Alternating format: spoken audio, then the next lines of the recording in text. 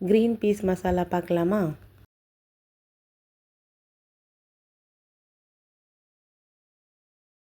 குக்கரில் தேவையான அளவுக்கு ஆயில் ஆட் பண்ணிக்கோங்க.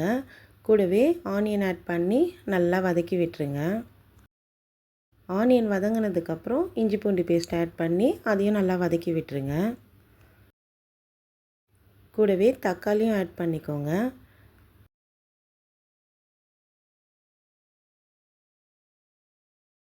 எல்லாமே நல்லா வதங்கினதுக்கப்புறம் க்ரீன் பீஸ் ஆட் பண்ணிக்கலாம்.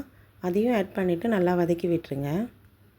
க்ரீன் பீஸு ஒரு 8 ஹவர்ஸ் கிட்ட ஊற வச்சு ஆட் பண்ணிக்கோங்க. அப்படி இல்லாட்டி ஃப்ரெஷ்ஷான க்ரீன் பீஸ்னாலும் ஆட் பண்ணிக்கோங்க.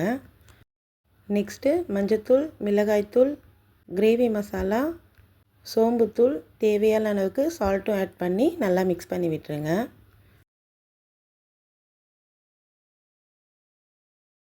நல்லா மிக்ஸ் பண்ணதுக்கப்புறம் கொஞ்சமாக தண்ணி ஆட் பண்ணிக்கோங்க. அடுப்பை சிம்மில் வச்சு 3 to 4 விசில் வச்சு எடுத்துருங்க.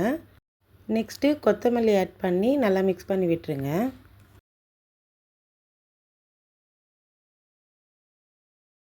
அவ்வளோதான், green peas masala ready. Try பண்ணி பாருங்கள்.